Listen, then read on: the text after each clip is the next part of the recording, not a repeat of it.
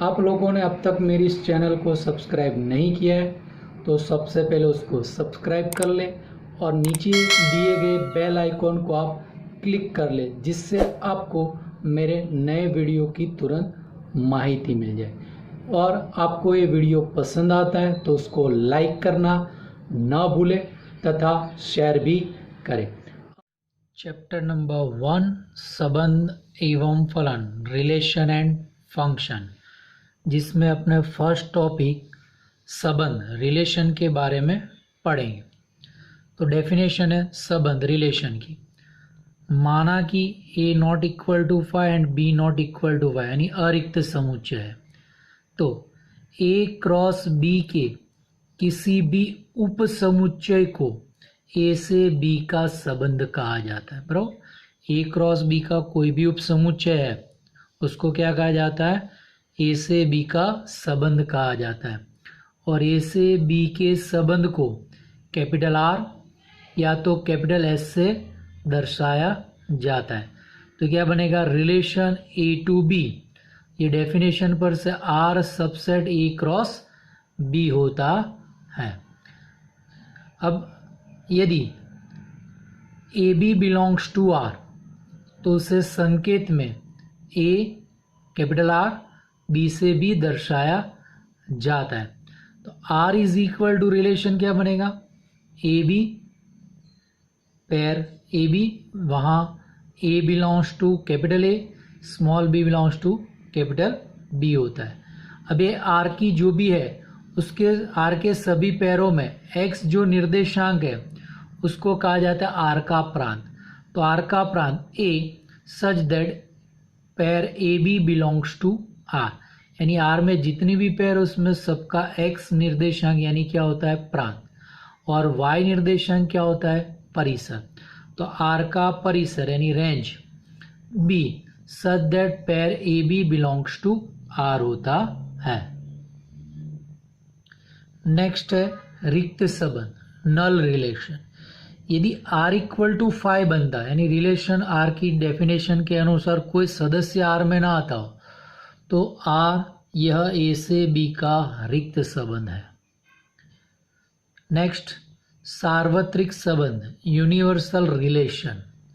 यदि R is equal to A cross B बन जाता है तो R यह A से B का सार्वत्रिक संबंध कहा जाता है। अब एक नोट देख लो, यदि n of a is equal to m, n of b is equal to n, यानी a में m सदस्य है, b में n सदस्य है, तो a से b संबंधों की कुल संख्या, यानी a से b कितने संबंध मिलते हैं? तो अपने संबंध की डेफिनेशन क्या है? a क्रॉस b के उप समुच्चय। तो उप समुच्चयों की संख्या क्या होती है? 2n होती है। तो उसके हिसाब से 2n of a cross b, therefore 2n of a into n of b, तो 2mn। तो इतने संबंध परिभाषित होते हैं। चलो अब टाइप्स ऑफ रिलेशन, उसमें फर्स्ट टाइप है स्वतुल्य संबंध यानी रिफ्लेक्सिव रिलेशन। यदि a R is equal to a cross है, यानी ए पर का संबंध आर है। यदि ए ऐसे for all a belongs to a, यानी ए यहाँ पे आर भी हो सकता है, या तो pair a belongs to are for all a belongs to capital a, तो आर स्वतुल्य संबंध है। यानी ये चेक कैसे करना है? आपकी डेफिनेशन में रिलेशन की जो डेफिनेशन है ए बी या तो एक्स वाई, उसमें दोनों वेरिएबल सेम कर दो। एक्स वाई है तो दोनों जगह एक्स कर दो, ए बी है तो दोनों जगह ए कर दो, और वो सेटिस्फाई कर रहा है यानी वो आर के अंदर ऐसी पैर है, तो आपके पास क्या हो जाएगा? वो स्वतुल्य यानी रिफ्लेक्सिव रिलेशन होगा। अब सम्मित संबंध, सिमेट्रिक रिलेशन। तो फिर से ए पर का रिलेशन आर हो, यदि a S b implies b S है, या तो ऐसा हो कि a b pair belongs to are, तो अब ये इंटरचेंज कर दो, तो b a belongs to are for all a b belongs to capital a, तो आर सम्मित संबंध है, यानी ए बी का उल्टा बी है, यानी सभी पैरों की उल्टी पैर भी आर में हो तो ही वो क्या हो जाता है? सम्मित संबंध है। नेक्स्ट संक्रामक संबंध, ट्रांसिटिव रिलेशन। फिर से कैपिटल ए पर का रिलेशन आर हो, यदि a S b b s c implies a s c, या तो a b belongs to are यानी pair a b belongs to r, b c belongs to are, तो implies a c belongs to are for all a b c belongs to are, तो are संक्रामक संबंध है। यानी आपके पास A B और B C, ए सी दो आर में पैर है, तो ये बी कट के बन जाएगा ए सी आर में है, तो ये क्या हो जाता है, संक्रामक संबंध है। एक चीज और याद रखो संक्रामक में, यदि आपके पास ए बी बी सी ऐसी दो पैर ही ना मिलती हो आर में, कैसी, ए बी बी सी ऐसी आर में पैर ही ना हो, तो भी ये क्या हो जाता है, संक्रामक संबंध बन जाता है। क्लियर हो गई चीज। यानी संक्रामक के लिए तो ये चीज ध्यान में रखनी, ऐसी पैर है ए बी बी सी, तो आपको ए सी होना चाहिए, तो ये संक्रामक होगा। Second thing, A B B C ऐसी पैर ही ना मिलती हो, तो भी वो क्या हो जाता है, संक्रामक होता है। अब तुल्यता संबंध, इक्विवेलेंस रिलेशन, ए पर का संबंध आर तुल्यता संबंध है, कब, जब वो आर स्वतुल्य, सम्मित तथा संक्रामक, यानी आगे के जो तीन संबंध है वो तीनों संबंध का पालन होता हो, यानी स्वतुल्य हो, सम्मित हो, संक्रामक हो, तो ही वो तुल्यता संबंध है। क्लियर। एक विसम्मित संबंध, एंटी सिमेट्रिक रिलेशन, तो आर यह कैपिटल ए पर का रिलेशन हो, यदि a S b b s a implies a equal to b, या तो a b belongs to r b a belongs to are, तो ए इक्वल टू बी हो, तो for a b belongs to a, तो r विसम्मित संबंध है। A B और उसकी पैर उल्टी पैर बी ए, तो आपका आंसर क्या होना चाहिए, ए इक्वल टू बी, तो ये क्या हो जाता है, विसम्मित संबंध है। क्लियर हो गई चीज।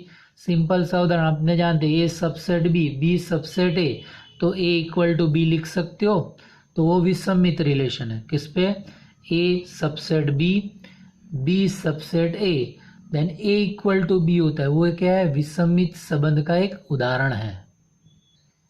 चलो, तुल्यता वर्ग, इक्विवेलेंस क्लासेस, किसी प्रदत्त स्वेच्छ समुच्चय X में प्रदत्त एक स्वेच्छ तुल्यता संबंध R X को परस्पर असंयुक्त उपसमुच्चय AI में विभाजित कर देता है। यानी X है, ये तुल्यता R तुल्यता संबंध हो X पर का, और X ये परस्पर असंयुक्त यानी भिन्न उपसमुच्चय AI में विभाजित कर देता हो, जिन्हें X का विभाजन करते हैं जो निम्नलिखित प्रदत्तों को संतुष्ट करते हैं। तो जो ऊपर है वही आप देखो, फॉर डेफिनेशन में, समस्त I के लिए AI के सभी अवयव एक दूसरे से संबंधित होते हैं। यानी जो AI के अंदर जो भी घटक है वो R के रिलेशन की जो डेफिनेशन है उसका क्या करना, पालन करता होना चाहिए। नेक्स्ट है, AI का कोई भी अवयव AJ के किसी भी अवयव से संबंधित नहीं होता है जहां I not equal to J। तो यानी दो सेट बनते हैं AI और AJ, वो AI का घटक AJ के घटक के साथ कोई संबंध रखता नहीं है, नहीं रखना चाहिए। बराबर, तो इसलिए दोनों पर से ऐसा बनता है कि union of AJ is equal to X और AI intersection AJ is equal to Y, तो ये पालन होगा कि दो AI और AJ का प्रतिच्छेदन क्या होना चाहिए, रिक्त होना चाहिए, और सभी AI का यूनियन क्या होना चाहिए, X होना चाहिए, जहाँ I not equal to J। Clear. तो अब हम इसकी एक्सरसाइज देखेंगे, उसमें ज़्यादातर आपको जो मेन तीन संबंध है, स्वतुल्य, सम्मित और संक्रामक, उसके बारे में आपको जांच करनी है। तो अब अपने वो एक्सरसाइज देखते हैं। एक्सरसाइज 1.1, क्वेश्चन नंबर 1, निर्धारित कीजिए कि क्या निम्नलिखित संबंधों में से प्रत्येक स्वतुल्य, सम्मित तथा संक्रामक है। तो उसमें फर्स्ट क्वेश्चन दिया है, set A is equal to 1 2 3 up to 14 में संबंध R इस प्रकार से परिभाषित है कि R is equal to XY such that 3x minus y is equal to 0। तो ये आपको दिया है 1 to 14, रिलेशन दिया है एक्स वाई, ये 3x minus Y equal to 0 यानी y equal to 3x। Clear होगी चीज, यानी x और y कहाँ लेने, a में। चलो y x पे आधार रखते तो x की वैल्यू रखो, 1 रखा तो 3 मिलेगा, 2 रखा तो 6 मिलेगा, 3 रखा तो 9 मिला, 4 रखा तो 12 मिलेगा, 5 रखोगे तो 15 मिलेगा, लेकिन 15 ए में नहीं है, तो आपका ये रिलेशन हो गया।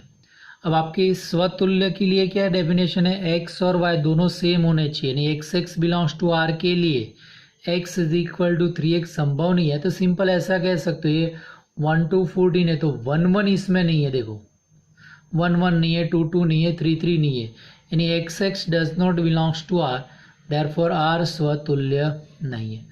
अब सममित में क्या है, जो भी पेयर है उसकी उल्टी पेयर होनी चाहिए, तो देखो 1 3 है तो उसका उल्टा 3 1, तो देखो 1 3 बिलोंग्स टू r, लेकिन 3 1 does not belongs to r। इसका मतलब क्या है, x y belongs to r, y x does not belongs to r, तो r सममित नहीं है। अब संक्रामक के लिए क्या है, परिभाषा दी एक्स वाई वाई जेड, तो आपका आंसर एक्स वाई आना चाहिए, एक्स जेड आना है। तो देखो ये 1 3 और 3 9 है, तो 1 3 belongs to r, 3 9 belongs to r, तो क्या बनेगा 1 9, तो 1 9 देखो r में नहीं है, तो 1 9 does not belongs to r, तो therefore x y belongs to r, y z belongs to r, implies x z does not belongs to r, therefore r संक्रामक नहीं है। क्लियर। नेक्स्ट क्वेश्चन है n में, r is equal to pair x y such that y is equal to x plus 5 तथा x less than 4। अभी equal to है, relation दिया है एक्स वाई पेयर जहाँ y is equal to x plus 5 x less than, अब x less than 4 और n के लिए तो यानी x की वैल्यू 1 2 3, इसमें x की वैल्यू 1 2 3 रखा तो 1 रखा तो 6, 2 रखा तो 7, 3 रखा तो 8। अब देखो यहाँ पे 1 1 इसमें है नहीं है, 1 1 does not belongs to r, यानी यहाँ पे x x does not belongs to r, तो r स्वतुल्य नहीं है। अब 1 6 है तो इसमें 6 1 है नहीं है, तो 1 6 belongs to r, implies 6 1 does not belongs to r। इसका मतलब हुआ x y belongs to r, y x does not belongs to r, r सममित नहीं। अब देखो ये 1 6, तो x निर्देशांक 6 ऐसी कोई पैर है नहीं है, ये 2 7, तो x निर्देशांक 7 ऐसी कोई पैर है नहीं है, 3 8, तो x निर्देशांक 8 ऐसी कोई पैर है नहीं है, तो यानी इसका मतलब हुआ आपके पास कि भाई x y does not belongs to r, y z does not belongs to r, implies x z does not belongs to r, तो देयरफॉर r संक्रामक है। तो मैंने क्या कहा था, संक्रामक की परिभाषा में समझाए, पैर मिलती है तो लास्ट आंसर एक्स जेड बनना चाहिए, पैर नहीं मिलती है तो भी क्या होता है, वो संक्रामक होता है। तीसरा क्वेश्चन उसी में, a इज इक्वल टू 1 2 3 4 5 6 में r is equal to x y, y भाज्य है x से, तो r is equal to pair x y, y भाज्य x से, तो उसको शॉर्ट में लिख सकते हो y is equal to m x, m belongs to. अब x इज इक्वल टू 1 लिया, अरो तो 1 1 यानी 1 1 से बाजे, 1 2 2 1 से बाजे, 1 3 3 1 से बाजे, 1 4 4 1 से बाजे, 1 5 5 1 से बाजे, 1 6 6 1 से बाजे। अब 2 तो 2 2 से बाजे, अरो 4 2 से बाजे, 6 2 से बाजे। अब 3 3 किससे से बाजे, तो 3 3 से बाजे, 6 3 से बाजे। 4 की बात तो 4 4 से बाजे है, आगे 6 तक है। अब 5 5 5 से भाज्य और 6 6 से भाज्य है। क्लियर होगी चीज। तो यहाँ पे देखो ये 1 2 6 है तो 1 1 है, 2 2 है, 3 3 है, 4 4 है, 5 5 है, 6 है। तो for all x belongs to a, x x belongs to are, are स्वतुल्य है। अब देखो ये 1 2 है तो 2 1 है नहीं है, तो 1 2 belongs to r, implies 2 1 does not belongs to r. So therefore xy belongs to r implies yx does not belongs to r. तो r सम्मित नहीं है। अब अपने संक्रामक की डेफिनेशन का अप्लाई करते हैं। चलो, x y belongs to r और y z belongs to are. तो x y belongs to are यानी वाई एक्स से भाज्य है तो y is equal to m x. Y z belongs to r, z y से भाज्य तो z is equal to n y. M n belongs to n. अब ये वाई का मूल्य यहाँ रख दो तो z is equal to n M x. Z is equal to bracket में एन एम एक्स। अब एन और एम क्या है, एन में, तो एम एन भी क्या होगा, एन में। इसका मतलब क्या हो गया, जेड भाज्य है एक्स से, इसका मतलब हुआ x z belongs to are. Therefore x y belongs to are, y z belongs to r, implies x z belongs to are. Therefore r संक्रामक है।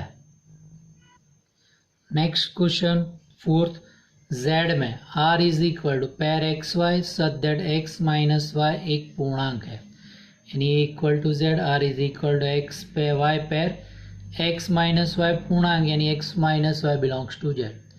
अब स्वतुल्य के लिए y is equal to x कर दो। देखो, for all x belongs to z, x x belongs to r, तो x minus x is equal to 0, 0 belongs to z। Clear, यानी y की जगह पे x कर दिया तो क्या हो जाए, पालन सेटिस्फाई कर रहा है इसको, तो क्या हो गया, r स्वतुल्य है। For all x y belongs to z, x y belongs to r, तो क्या होगा, डेफिनेशन पर से x minus y belongs to z, ये माइनस कॉमन निकाल दो, minus y minus x also belongs to z। Minus है यानी x माइनस वाई का आंसर 1 आता है, तो इसका आंसर क्या आएगा, -1। -1 बिलोंग्स टू z, उसको माइनस से मल्टीप्लाई करो तो भी z में आएगा, तो y minus x belongs to z implies y x belongs to are, यानी x y belongs to are, y x belongs to are, तो देयरफॉर r क्या हो जाएगा, सम्मित है। अब अपने क्या करेंगे, संक्रामक चेक करते हैं। तो देखो आपके पास for all x y z belongs to z, x y belongs to are, y z belongs to are. तो x y belongs to are तो x minus y belongs to z, y z belongs to are यानी y minus z belongs to z. अब ये दोनों का जोड़ करो, दो पूर्णांक संख्याओं का जोड़ भी क्या होता है, पूर्णांक होता है।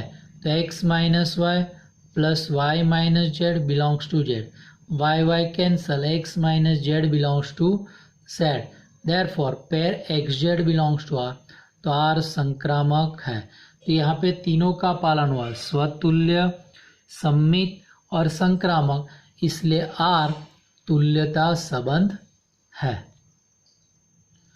पांचवा क्वेश्चन, किसी विशेष समय पर किसी नगर में निवासियों के समुच्चय में निम्नलिखित संबंध आ रहे हैं, यानी यहाँ पे अपने 5 क्वेश्चन दिए, सब में ए कौन है, नगर में रहने वाले निवासियों है, बराबर। उसका फर्स्ट क्वेश्चन रिलेशन दिया r x y such that x तथा वाई एक ही स्थान पर कार्य करते हैं।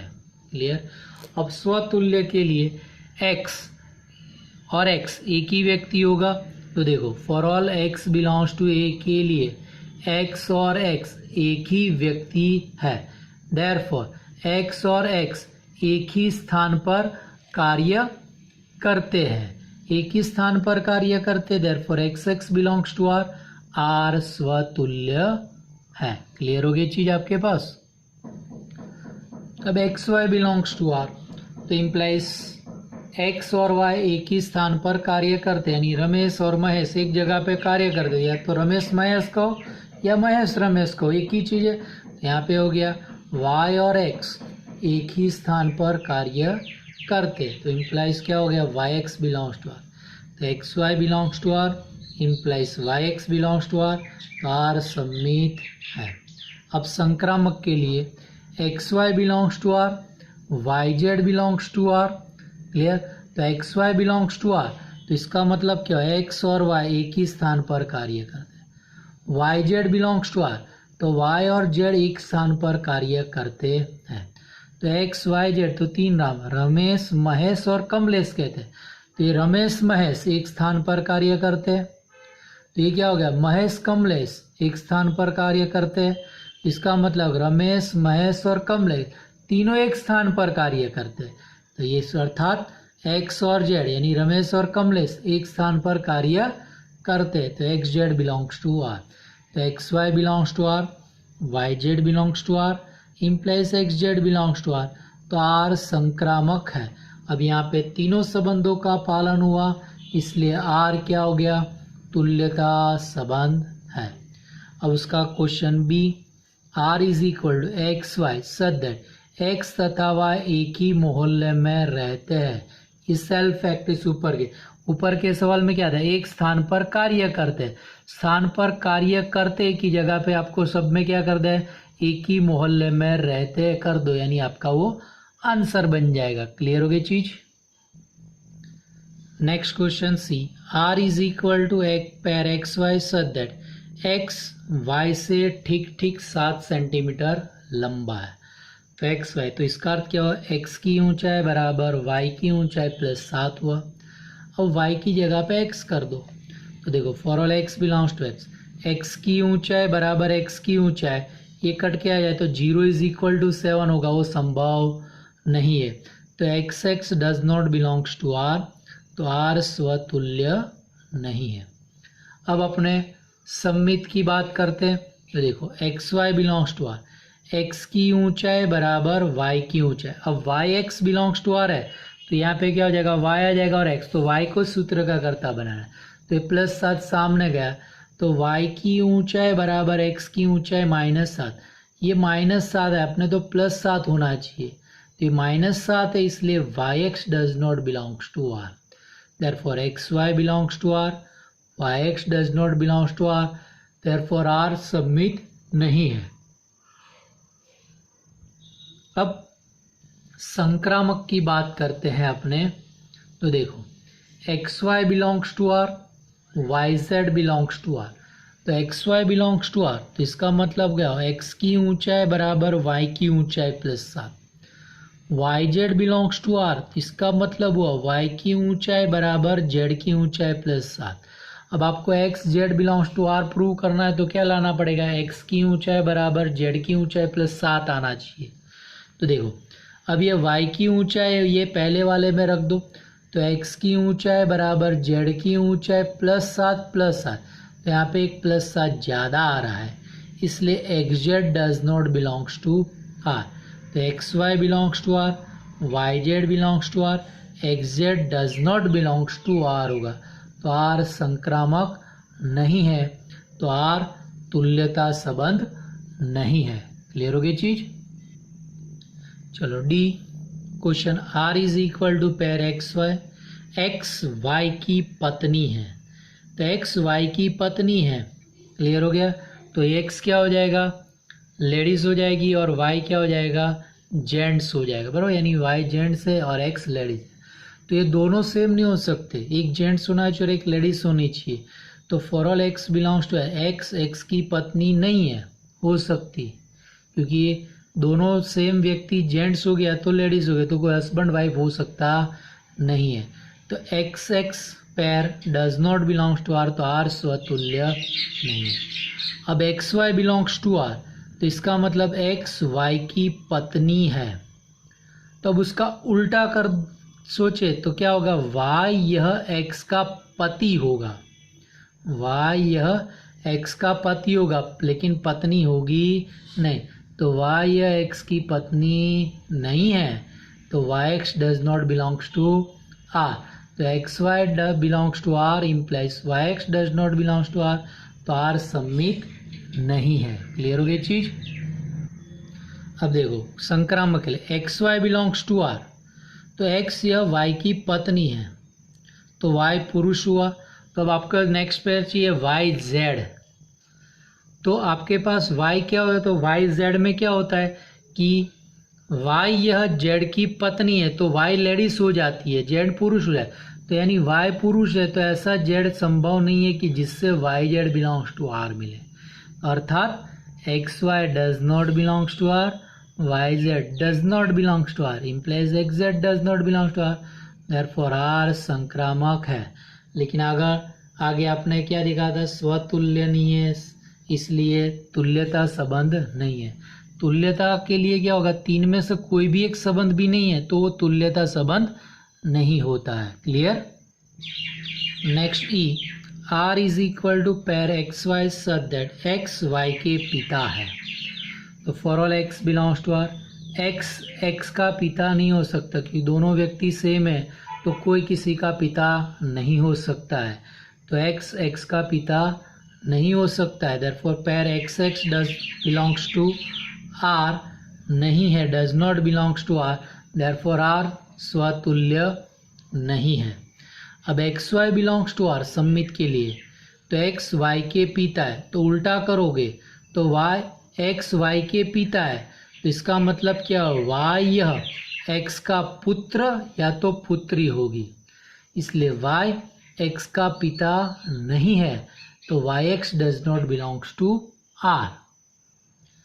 therefore xy belongs to r implies yx does not belongs to r, therefore r सममित नहीं है। अब संक्रामक के लिए देखते हैं, तो xy belongs to r, yz belongs to r, तो डेफिनेशन पर से x यह y के पिता है, तो y यह z के पिता है, तो x और z के रिलेशन में रिलेशन क्या बनेगा, x यह z के पिता का पिता अर्थात दादा हुआ, क्योंकि x y के पिता है, y z के पिता है, तो पिता का पिता हुआ, तो x यह z के पिता का पिता अर्थात दादा है।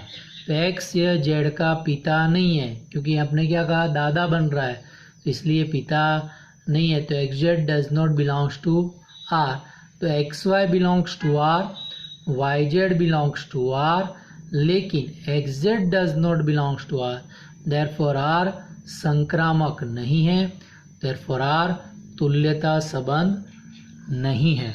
अब बाकी के क्वेश्चन अपने नेक्स्ट एपिसोड में देखेंगे। Thank you.